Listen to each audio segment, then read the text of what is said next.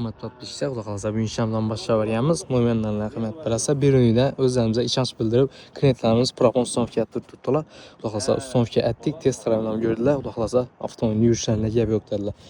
Sizlərə ustamfiyyənin bir qısqaca nə qoyulğanını göstərəcəm. Birinci çörtdə başqa vlogumuz Style 308 Max Plus boladı. Avtomobilini 8 dana benzin injektoru var. Avtomobilini ponli yürütüb çok gedib bərədi. Banda injektorlarımız isə ICW030 injektorlar boladı. Həm məzapçasımız Polçi zapçası boladı. Doxalasa avtomobilini yürüyüşünə gəb yoxdadı.